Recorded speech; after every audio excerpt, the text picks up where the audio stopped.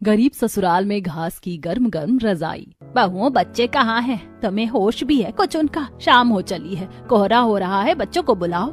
हाँ माँ, आपने सही कहा, मैं जाती हूँ बच्चों को बुलाने। वैसे भी काफी शाम हो गई है। बच्चों, राजू बेटा, राम, कहाँ हो दोनों? घर में आ जाओ।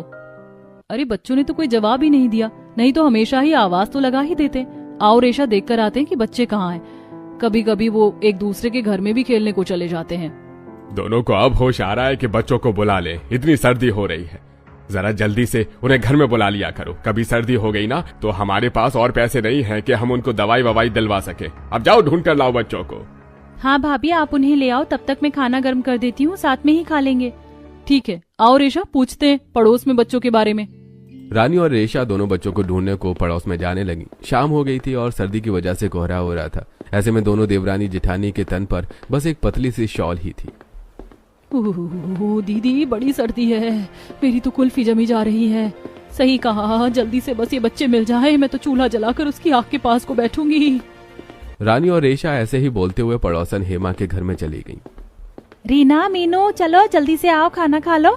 अरे रानी और रेशा, क्या हुआ, क्या बात है?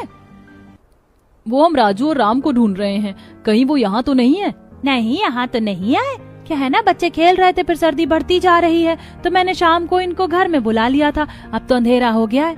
अरे हाँ, वो चिंकी और चीकू, वो दोनों भी इनके साथ ही थे। कोमल जी के घर जाकर देखो, वहाँ होंगे दोनों बच्चे। कोमल जी? वही अमीर कोमल? हाँ हाँ, बस वही होंगे बच्चे दोनों। जाओ वहीं चली जाओ। रेशा और रानी दोनों कंफ्यूज होते हुए कोमल के घर को जाने लगी। कोमल उनके मोहल्ले की एक अमीर औरत थी जिसके घर में हर एक सुख सुविधा थी और वो घमंडी भी थी। बच्चे शायद वहीं होंगे क्योंकि कहीं पर भी नहीं मिले।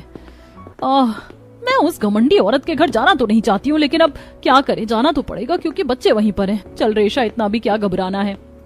रानी और रेशा दोनों कोमल के घर को चली गई, जहाँ हॉल में ही कोमल, उसके दोनों बच्चे और राजू और राम भी थे। बच्चों, चिंकी और चीकू, ये लो तुम्हारा फेवरेट हॉट चॉकलेट। अरे वाह, थैंक यू माँ। ओह कोई नहीं डार्लिंग। ये हॉट हॉट क्या होता है? जो भी है, तुम्हारी औकात से तो बाहर की चीज है। चीकू, ये लो तुम और चिंकी से उड़कर बैठ जाओ, क्या है ना, बाहर बहुत ज्यादा सर्दी हो रही है। ठीक है माँ। अरे वाह, कितनी गर्म और नरम है। अरे हट, देखो तो सही जरा, किससे पूछकर तूने मेरी रजाई को हाथ लगाया? बोल। राजू बेटा। रानी और रेशा ने अपनी आंखों से कोमल के घर का सारा मंजर देख लिया था, जिसको देखने के बाद उन दोनों की ही आंखों में आंसू आ गए।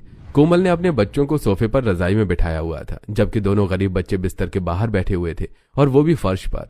पैसे के इस फर्क ने इंसानियत को भी भुला दिया था। रेशा और रानी की आंखें अपने बच्चों के साथ बस